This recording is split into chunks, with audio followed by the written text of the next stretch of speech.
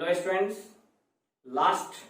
Time हम लोगों ने लॉगरिथमिक डिफरेंशिएशन पढ़ा था और आज के लेक्चर में हम लोग parametric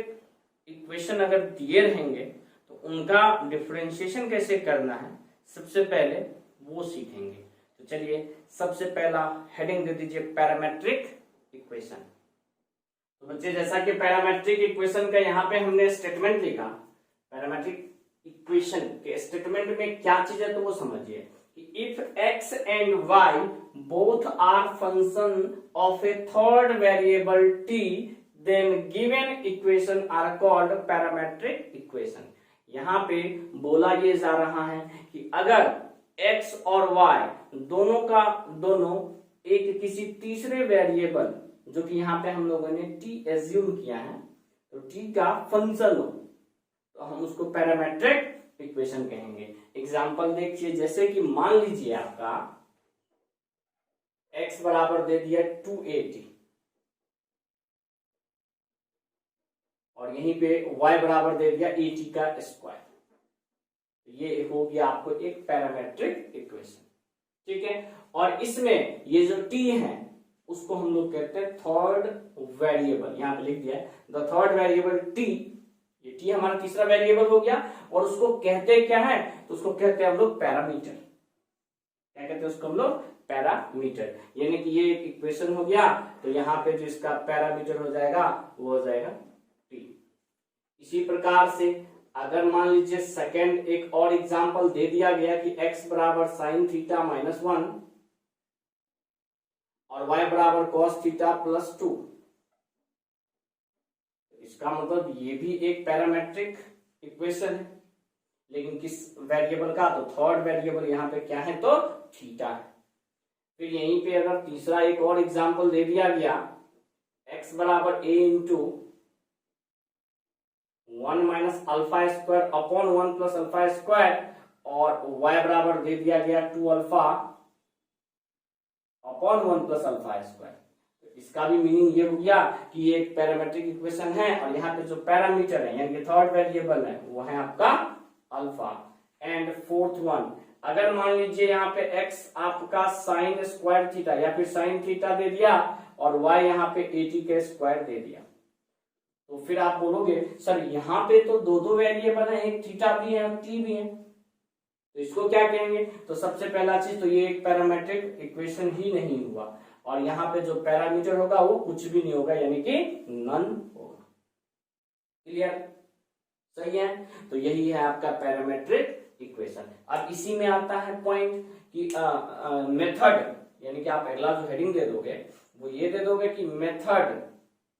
to find dy by dx, यानी कि dy by dx फाइंड करने का method, method to find dy by dx when, जब x आपका एक थर्ड वेरिएबल t का फंक्शन एंड y आपका, y भी आपका t का ही फंक्शन होगा, लेकिन इसको अगर हम f ऑफ t माने तो इसको हम g ऑफ t माने। तो यहाँ क्लियर है, method to find dy by dx when x बराबर f of t and y बराबर g ऑफ t। अगर ऐसा रहता है तो हम लोग dy by dx कैसे फाइंड करेंगे। तो सबसे पहला चीज तो इसके लिए आपको सबसे पहले यू हैव टू, या फिर हम लोग ऐसे लिखते हैं we have to find first, यानी कि इस टाइप के क्वेश्चन को सोल्व करने के लिए हमें सबसे पहले जो फाइंड करना पड़ेगा वो रहेगा आपका dy by dt and dx by dt, यानी कि y को भी t के रेस्पेक्ट में डिफरेंशिएट करेंगे और x को भी t के रेस्पेक्ट में डिफरेंशिएट करेंगे और सेपरेटली इसको हम लोग सबसे पहले फाइंड करेंगे। और जैसे ये फाइंड कर लेते हैं then use dy by dx बराबर, यानी कि तब जाके dy by dx फाइंड करने के लिए हम लोग यहाँ पे ये यूज करेंगे कि dy by dt upon dx by dt, और तब जाके हमारा यहाँ से dy by dx फाइंड हो जाएगा। तो यही एक छोटा सा तरीका रहेगा आपको पैरामेट्रिक टाइप इक्वेशन को डिफरेंशिएट करने का। अब चलिए जैसे हम लोग यहाँ पे पहला, चलिए एज अ क्वेश्चन ही ये लिख लेते हैं, find dy by dx, find dy by dx if x बराबर 280 एंड y बराबर 80 स्क्वायर। तो शॉर्ट फॉर्म में इसको हम लोग करते हैं, थोड़ा जल्दी में करते हैं। x बराबर 280 है तो सबसे पहले यहाँ पे dx by dt फाइंड करो।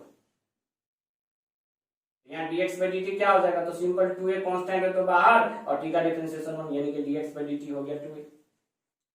इतना तो तेज आप हो ही चुके हो। y दिया है तो dy by dt क्या होगा, a कांस्टेंट है तो बाहर t स्क्वायर का क्या हो जाएगा, तो 2t। आपका dx by dt भी आ गया, dy by dt भी आ गया। अब हमें यहाँ पे फाइंड करना है dy by dx। तो dy by dx बराबर क्या हो जाएगा, तो dy by dt, और इसमें हम लोग डिवाइड करेंगे dx by dt से। तो dy by dt हमारा कितना फाइंड हो चुका है, तो 280,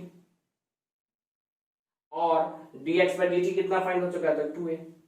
280 by 2a कैंसल, तो बचेगा क्या, तो t, और यही हमारा फाइनल आंसर। तो इसी तरीके से अगर पैरामेट्रिक इक्वेशन है तो हम उसका डिफरेंशिएशन करेंगे। तो फटाफट आप इसको नोट कीजिए, इससे आगे हम लोग कुछ और प्रॉब्लम के साथ आते हैं।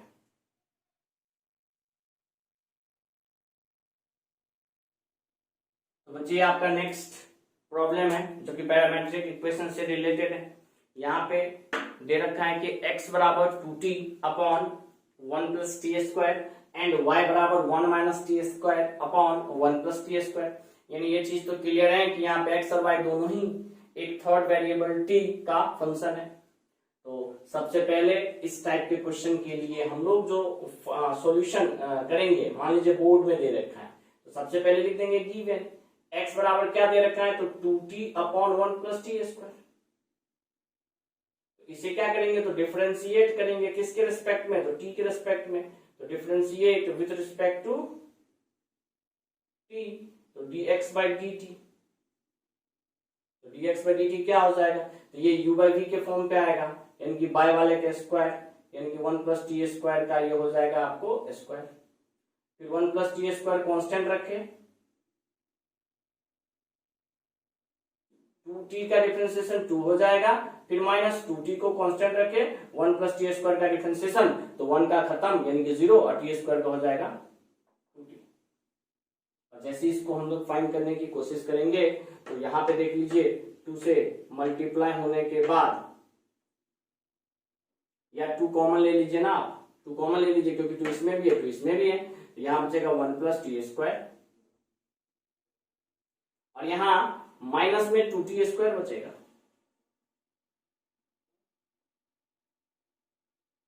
बाई में आ जाएगा 1 प्लस टी स्क्वायर के स्क्वायर,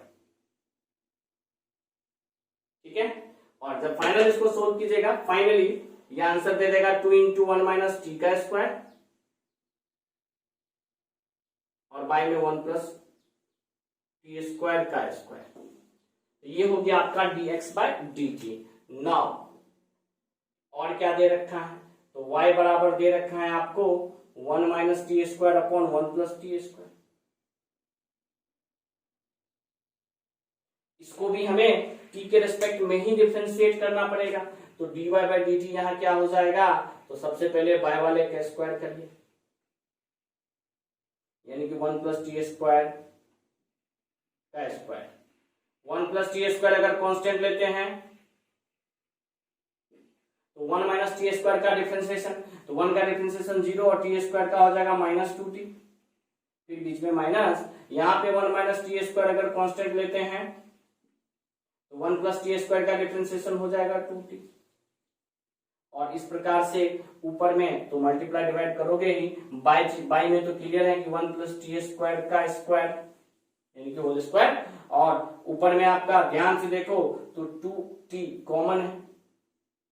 जैसे ही 2t कॉमन लेते हो तो यहाँ पे बचेगा 1 प्लस टी स्क्वायर, प्लस में एक और चीज ध्यान रखना, यहाँ माइनस है तो माइनस को इंक्लूड करके चलना है, बोलना नहीं है। 2t तो कॉमन ले चुके हो। एक और चीज, यहाँ माइनस है, यहाँ क्या है माइनस। तो सबसे पहला चीज गलती तो हमारा यही हो चुका है, यहाँ पे 1 प्लस टी स्क्वायर में माइनस से मल्टीप्लाई होगा तो ये हो जाएगा -1 और माइनस टी स्क्वायर, क्योंकि हम सिर्फ 2t कॉमन लिए हैं। अब यहाँ से 2t कॉमन लिए, यहाँ भी बीच में क्या है तो माइनस है, और इस माइनस से इस दोनों में मल्टीप्लाई होगा तो ये हो जाएगा -1 और प्लस टी स्क्वायर। और अगर यहां से आप देखो तो ये टी स्क्वायर आपका कैंसिल हो गया, क्योंकि एक प्लस में है तो एक माइनस में है, और यहाँ पे हो गया -2, यानी कि ये आपका जो रिजल्ट दे दिया वो दे दिया -4t/1 प्लस टी स्क्वायर का होल स्क्वायर। नाउ हमें तो चाहिए dy/dx, dy/dx बराबर, सबको पता है कि dy/dx को हम लोग लिखेंगे dy/dt/dx/dt।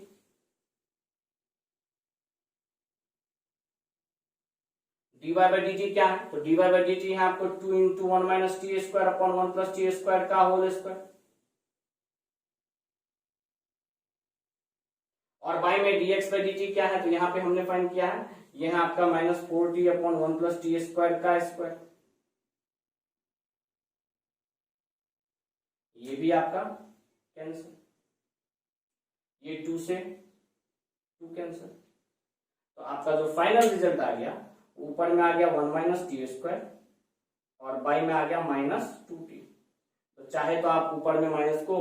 गायब भी कर सकते हो, यानी कि आप इसको लिख सकते हो t² - 1/2t, और यही आपका फाइनल आंसर।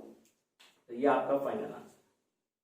मुश्किल नहीं है, अगर किसी को बेसिक डिफरेंशिएशन आता है तो उसके लिए ये बहुत ही आसान है, और बोर्ड में पूछा भी जाता है इस टाइप का सवाल, तो इसीलिए आप इसको बढ़िया से सीखोगे। अब आते हैं हम लोग नेक्स्ट प्रॉब्लम पे। यहाँ पे हमें dy/dx तो निकालना ही है, लेकिन सबसे पहला चीज यहाँ x और y जो फंक्शन है वो एक तीसरे variable,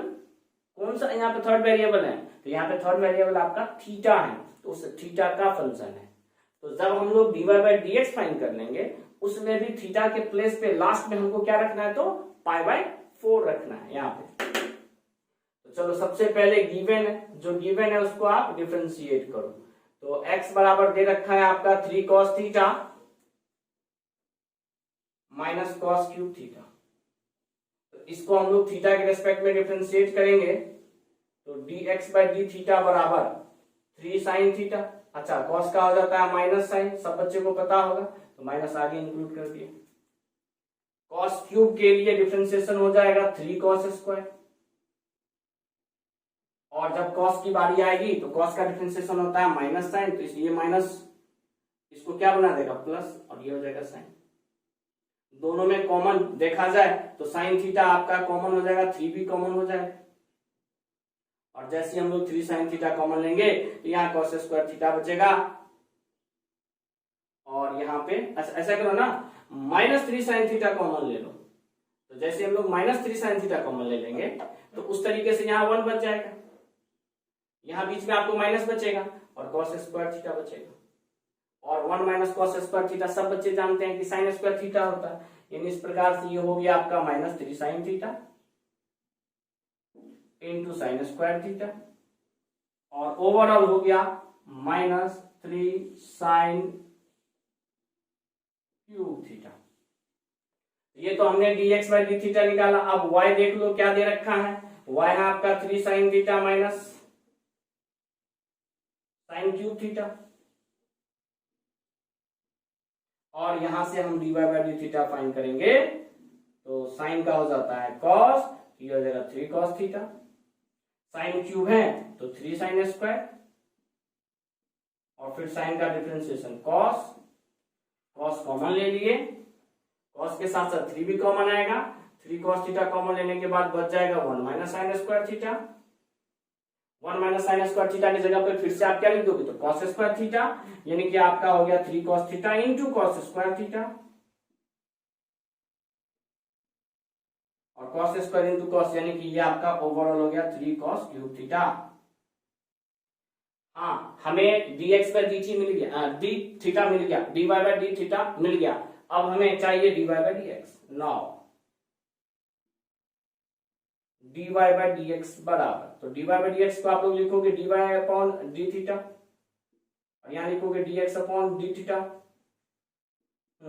dy upon D theta क्या है, तो 3 cos क्यूब, और dx अपॉन डी थीटा क्या है, तो -3 sin cube. cos by sin सब जानते हैं कि cot होता है, ये हो गया minus cot cube theta. dy by D theta अगर बोलता फाइंड करने के लिए तो यहीं पे मेरा आंसर हो जाता, लेकिन यहाँ पे हमें बोला जा रहा है कि dy by D theta, sorry dy by dx कब, जब थीटा पाई बाय 4 हो। यहाँ पे आप क्या करो, कॉट क्यूब है ही थीटा की जगह पे पाई बाय 4, और कॉट क्यूब का वैल्यू 1 होगा, 1 का क्यूब आपका 1 ही होगा, यानी कि फाइनल आंसर -1। ठीक है, कोई दिक्कत नो। फटाफट इसको नोट करो, हम लोग कुछ और प्रॉब्लम इस पैरामीट्रिक इक्वेशन से करने वाले हैं।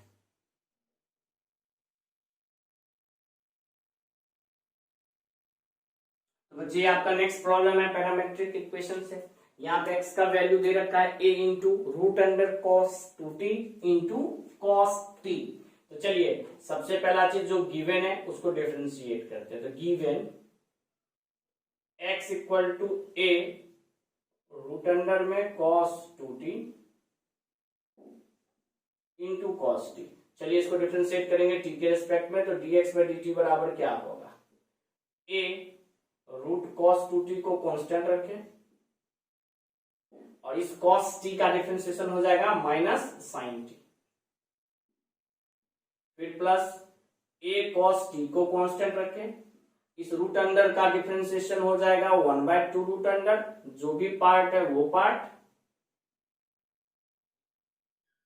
फिर इसके बाद रूट का हो गया तो cos का होता है माइनस साइन, तो माइनस साइन 2t,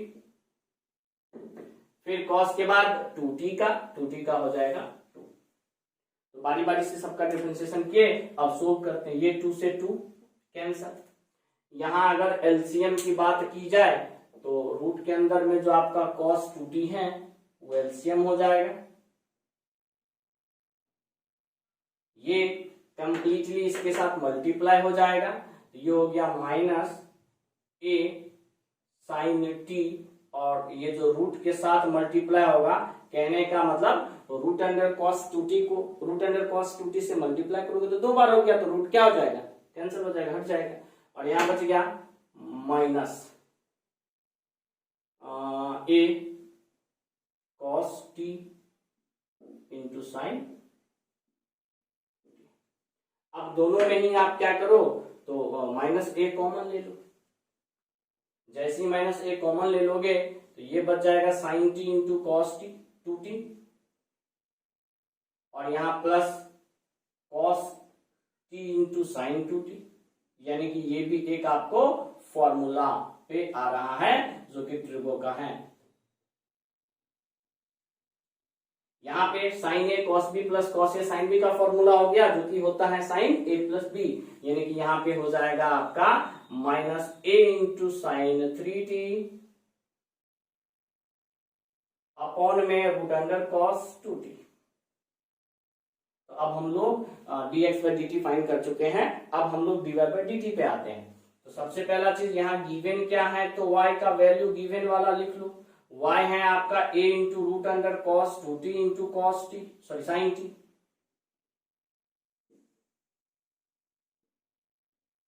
यहाँ पे dy बाय dt हमें फाइंड करना है, a constant, root cos 2t constant, sine का डिफरेंशिएशन यहाँ पे हो जाएगा cos t, फिर plus a sine t constant, और रूट cos 2t का हो जाएगा 1/2 रूट अंडर cos 2t, फिर cos का हो जाएगा माइनस साइन 2t, और 2t का हो जाएगा 2। तो 2 से 2 कैंसल, यहाँ पे एलसीएम क्या हो जाएगा, तो cos जो रूट में है वो एलसीएम आ जाएगा, और यहां मल्टीप्लाई करोगे तो a cos 2t into cos t, बीच में तो minus a sine t into sine बात यहाँ कॉमन की जाए तो a कॉमन लेंगे, सिर्फ a कॉमन लेने के बाद यहाँ पे बचेगा आपको cos t into cos 2t और minus sine t into sine 2t, और बाई में आपका जो पार्ट है रूट अंडर cos 2t वो तो रहेगा ही। अब आगे बढ़ते हैं, तो ये cos a cos b minus sine a sine b, cos a cos b minus sine a sine b formula होता है cos a प्लस b, तो यहां से आपका ये हो जाएगा a, तो ये लिख देते हैं, ये आपका हो जाएगा a cos 3t ऊपर में, क्योंकि t और 2t जुड़ के 3t हो जाएगा, और बाई में आपका रह जाएगा रूट अंडर cos 2t। अब हम लोगों को फाइंड करना है dy बाई dx, वो भी कब, तो जब थीटा का वैल्यू टी का वैल्यू कितना है, तो टी का वैल्यू पाई बाई 6 यानी कि 30 डिग्री है तब। तो dy बाई dx के लिए यहाँ पे आपको रखना पड़ेगा dy बाई dt, और यहाँ पे रखना पड़ेगा dx बाई dt। आपके पास dy बाई dt यहाँ मौजूद है, आपके पास dx बाई dt यहाँ मौजूद है, और मुझे पूरा भरोसा है कि आप dy बाई dt में dx बाई dt से जब डिवाइड करोगे तो बाय वाला तो वैसे ही कैंसिल, ये तो वैसे ही कैंसिल, बचेगा क्या, तो cos 3t के बट्टा में sin 3t,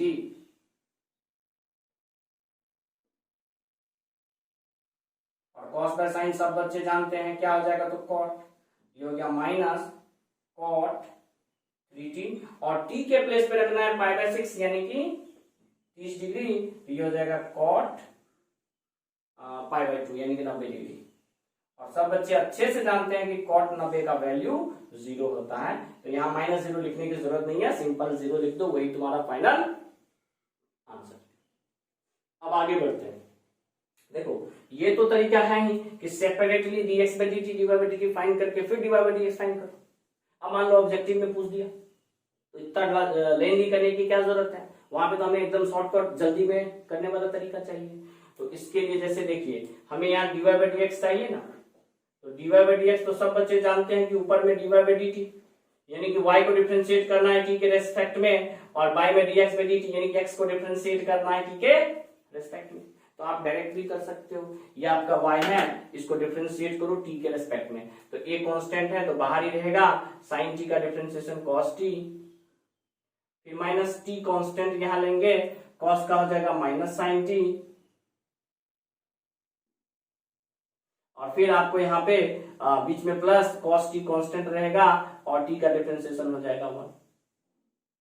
यानी कि ऊपर में आपको डिफरेंशिएशन हो गया y का, किसके रिस्पेक्ट में, तो t के रिस्पेक्ट में। अब बाई में हमें x का डिफरेंशिएशन करना है किसके रिस्पेक्ट में, t के रिस्पेक्ट में, तो cos का हो जाएगा माइनस sin t, यहाँ पे बीच में क्या है तो प्लस, यहाँ पे t को कांस्टेंट रखें sin का cos, और sin को कांस्टेंट रखें sin t को, तो t का डिफरेंशिएशन कितना, तो 1। अब कैंसिल भी करना है हमें, तो a से a पहले कैंसिल, क्या बच गया ऊपर में, तो cos t, ये माइनस इसको प्लस बना देगा तो प्लस t sin t, और ये माइनस इस प्लस को माइनस बना देगा तो माइनस cos t, बाई में minus sin t plus t cos t plus sin t, यहाँ cos कैंसिल, यहाँ sin कैंसिल, तो ऊपर में बच गया t sin t upon t cos t, t से t cancel, sin by cos क्या हो जाएगा, तो tan, यानी कि आपका जो फाइनल आंसर हो गया वो हो गया tan t। अब यहीं पे कुछ हमें वैल्यू दे देता कि t का वैल्यू जो पाई बाय 4 है तब फाइंड करो, t का वैल्यू जो पाई बाय 6 है तब फाइंड करो, t का वैल्यू जो पाई बाय 3 है तब फाइंड करो, तो लास्ट में आप t की जगह पे वो वैल्यू क्या करते, पुट कर देते और फाइंड वैल्यू निकाल देते, रख देते। क्लियर है, उम्मीद करते हैं आपको अच्छे से समझ में आ रहा होगा। अब बढ़ते उस प्रॉब्लम पे, यहाँ पे भी हमें वही है dy बाय dx फाइंड करना है, तो सिंपल ऊपर में y को डिफरेंशिएट करना है t के रिस्पेक्ट में,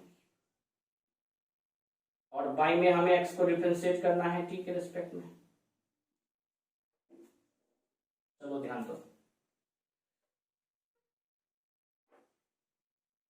हाँ y वाला पहले होगा, sin का डिफरेंशिएशन cos t, यहाँ minus constant, sorry u into V पे होगा, तो t को कांस्टेंट रखे, cos का माइनस साइन t, फिर प्लस में cos t को कांस्टेंट रखे t का 1, यहाँ माइनस टी स्क्वायर, माइनस तो बाहर ही है, टी स्क्वायर बाय टू को कांस्टेंट रखे साइन का cos, फिर प्लस साइन को कांस्टेंट रखे साइन टी को, तो टी स्क्वायर बाय टू का हो जाएगा 2t अपॉन 2। ये हो गया आपको y का डिफरेंशिएशन t के रिस्पेक्ट में। जिस तरीके से y का डिफरेंशिएशन हुआ आप x का करो, cos का साइन, फिर t cos t के लिए तो प्लस t कांस्टेंट बाहर साइन का cos, साइन कांस्टेंट बाहर t का 1, फिर यहां माइनस है तो minus, T square by two को कांस्टेंट रखें, cos t का डिफरेंशिएशन तो माइनस साइन t, फिर प्लस cos t को कांस्टेंट रखें, और टी स्क्वायर बाय टू का तो 2t अपॉन 2। अब यहां देख लो क्या पार्ट कैंसिल होने वाला है, क्या पार्ट बचने वाला है। यहां पे हो गया cos t, ये माइनस इसको बना देगा प्लस t साइन t, ये प्लस इसको बना देगा minus cos t, minus T square by 2 into cos T, और ये माइनस इसको बना देगा, इस प्लस को माइनस 2 से 2 चला गया, यहां बच गया t साइन t। ये आपका न्यूमरेटर यानी कि अपर वाले पार्ट का हो गया। डिनोमिनेटर का देखो यहाँ साइन t दे रखा है, यहां हो गया plus t cos t plus sign t, यहां माइनस माइनस क्या बन गया तो plus T square by 2 into sine T, plus minus तो माइनस 2 से 2 कैंसिल हो जाएगा, यहां बचेगा टी कॉस टी। अब देख लो क्या पार्ट कैंसिल होने वाला है, क्या पार्ट रहने वाला है। अपर वाले पार्ट में cos t चला गया, लोअर ये भी आपका माइनस टी साइन टी चला गया, ऊपर में सिर्फ और सिर्फ बच गया minus T square by 2 into cos T. और बाई में ध्यान से देखो, ये टी कॉस टी चला गया, यहां तकलीफ हो रहा है, इसका मतलब हम लोगों ने हो सकता है कहीं थोड़ा बहुत मिस्टेक किया है। तो चलो एक बार इसको देख लेते हैं एक्स को, तो कॉस का हो गया, अच्छा कॉस का तो माइनस साइन होता है ना, तो यहां हम लोगों ने मिस्टेक किया था कि कॉस टी का डिफरेंशिएशन माइनस साइन टी, तो इसका मतलब यहां भी माइनस। तो ध्यान दो हमें क्यों लगा मिस्टेक है, क्योंकि ये पार्ट कैंसिल हो गया, यहाँ पे प्लस साइन टी है और यहाँ पे भी प्लस था, और बाय में T square by 2 into sine T था, तो ये कुछ हमें कॉम्बिनेशन यानी कि कुछ सेट नहीं बैठ रहा था, तो मुझे अंदाजा लगा कि कुछ ना कुछ रॉन्ग है। रॉन्ग क्या था, तो यहाँ माइनस छूट रहा था। अब देखो ये साइन टी ये प्लस में ये माइनस में कैंसिल हो गया, तो बाय में क्या बच गया, तो T square by 2 into sine T.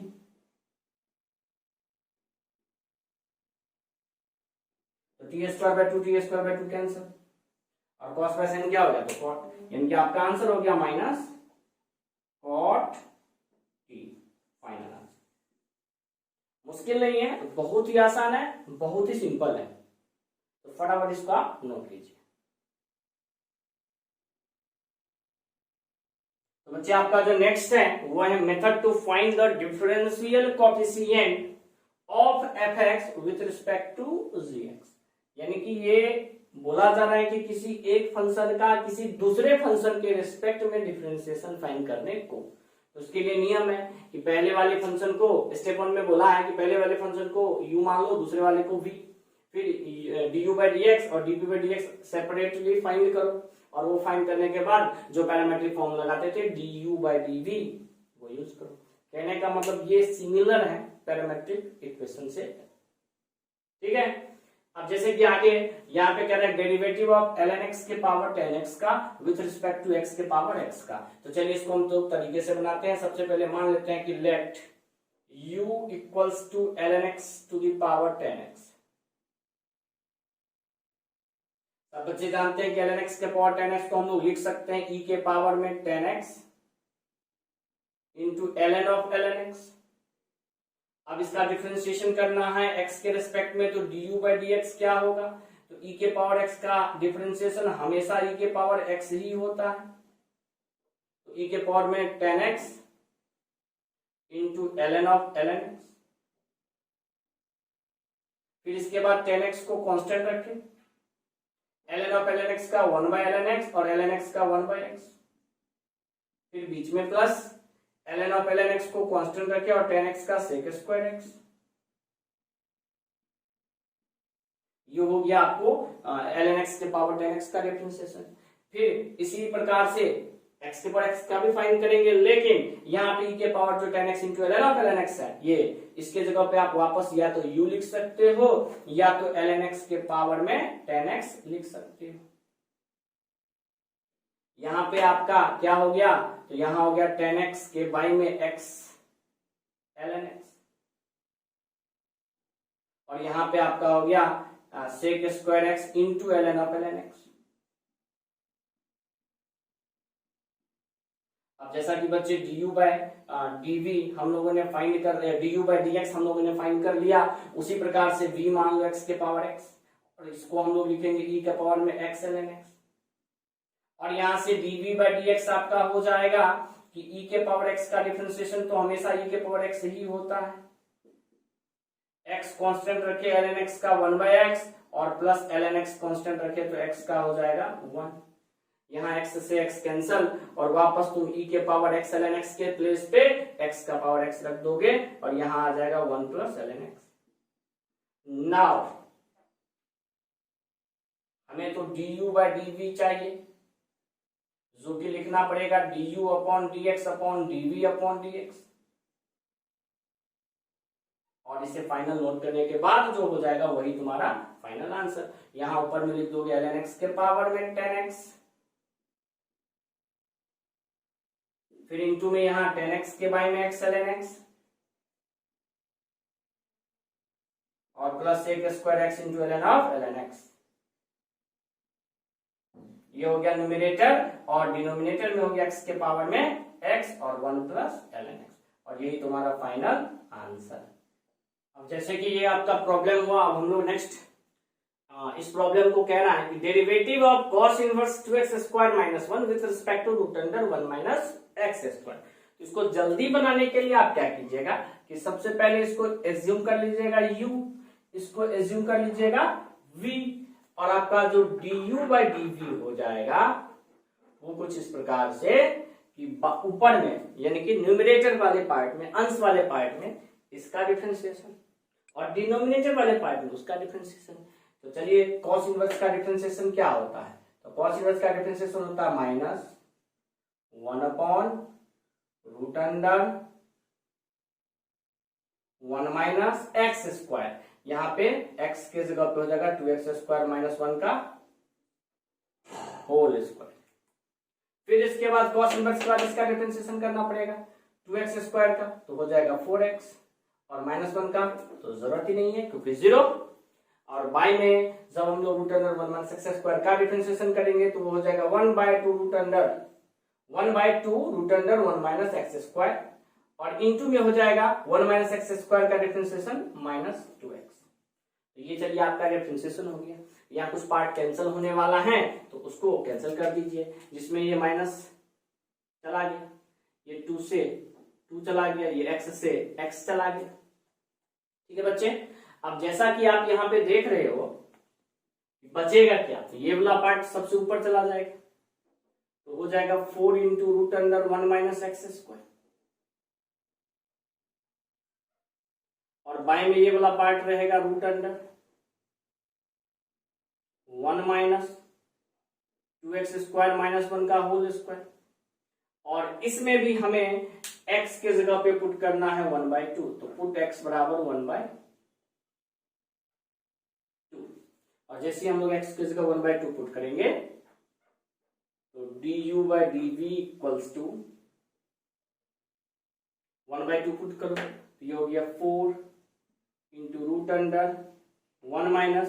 1/2 का स्क्वायर 1/2, 4, यहां पे आ जाएगा रूट अंडर 1 माइनस, ध्यान से देखिएगा, एक्स स्क्वायर हो जाएगा आपका 1/4 और 1/4 को 2 से गुना करोगे तो 1/2 माइनस 1 का स्क्वायर। यहां 1 में से 1/4 हटाओगे तो √3/4, रूट में ही 3/4, और यहाँ पे रूट में आ गया आपका कितना 1 माइनस 1/2 में से 1 चला गया, 1 को माइनस करेंगे तो -1/2 और -1/2 का स्क्वायर 1/4, यानी कि ये हो गया 4 इंटू √3/4, और बाई में भी 1 में से जब 1/4 घटेगा तो 3/4 ही आएगा, √3/4 कैंसल, आपका जो फाइनल आंसर बच गया वो हो गया 4। क्लियर बच्चे? तो जल्दी में उसको बनाया। अब लास्ट क्वेश्चन कह रहा है एसटी मतलब सो दैट, डीसी मतलब डिफरेंशियल कोएफिशिएंट, तो कह रहा है सो दैट साबित करो कि डिफरेंशियल कोएफिशिएंट ऑफ इतना विद रिस्पेक्ट टू इतना इज इंडिपेंडेंट ऑफ एक्स, यानी कि इसके आंसर में कहीं भी एक्स नहीं आना चाहिए। तो सेम तरीका, इसको हम लोगों ने u मान लिया, इसको हम लोगों ने v मान लिया, और हमें यहां फाइंड करना है du/dv। e के पावर साइन इनवर्स x का डिफरेंशिएशन, तो e के power sine inverse x into sine inverse का हो जाएगा 1/√1 माइनस एक्स स्क्वायर, e के power minus cos inverse x का हो जाएगा, e के पावर में सबसे पहले तो माइनस कॉस इनवर्स x, ठीक, और कॉस इनवर्स x का डिफरेंशिएशन होता है -1/√1 माइनस एक्स स्क्वायर, जो कि आपको आता है, लेकिन यहाँ ऑलरेडी माइनस है, ये माइनस माइनस हो जाएगा +1/√1 माइनस एक्स स्क्वायर। तो ये पार्ट पूरा कैंसल, यहाँ e के पावर में साइन इनवर्स और बट्टा में e के पावर में माइनस कॉस इनवर्स, ये हो जाएगा e के पावर में साइन इनवर्स, और ये जो माइनस वाला पार्ट है अगर ऊपर में जाएगा, जैसा कि a के पावर m बट्टा a के पावर n, तो ऊपर जाने पे क्या हो जाएगा आपका, तो प्लस हो जाएगा, तो ये हो जाएगा आपका प्लस में कॉस इनवर्स x। अरे होता माइनस है लेकिन माइनस माइनस हो जाएगा प्लस, और sine inverse x plus cos inverse x का वैल्यू सब बच्चे जानते हो π/2, ये हो गया e के पावर में π/2। तो क्या इसका वैल्यू में कहीं भी x है? तो नहीं, तो हेंस प्रूव्ड,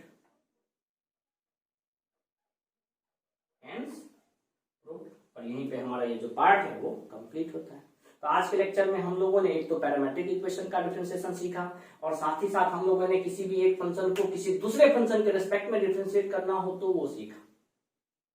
तो उम्मीद करते हैं इससे रिलेटेड जो भी प्रॉब्लम आपके पास, जो भी बुक है रेस्पेक्टिव बुक से जो भी प्रॉब्लम होगा उसे आप सोल्व कर लोगे। और इससे आगे नेक्स्ट लेक्चर में हम लोग एक तो इनवर्स फंक्शन का डिफरेंशिएशन सीखेंगे एक टेक्निक के द्वारा, और लास्ट में हम लोग हायर ऑर्डर डेरिवेटिव का कंसेप्ट पढ़ेंगे, यानी कि 2 लेक्चर दोनों को मिला के, वैसे इनवर्स फंक्शन का डिफरेंशिएशन आपका आधा लेक्चर में ही कंप्लीट हो जाएगा, उसके जस्ट साथ में ही हम लोग हायर ऑर्डर भी शुरू कर देंगे, लेकिन हायर ऑर्डर में हमें प्रॉब्लम ज्यादा करवाना पड़ेगा, इसीलिए इन दोनों को मिला के हमारा 2 लेक्चर लग सकता है। और फिर लास्ट में हम लोग डिटरमिनेंट का डिफरेंशिएशन भी सीखेंगे। तो ठीक है बच्चे, आज के लेक्चर में, इस लेक्चर में हम लोग यहीं पे अपने क्लास को खत्म करते हैं, और उम्मीद करते हैं आपको अच्छे से समझ में आया होगा। Thank you.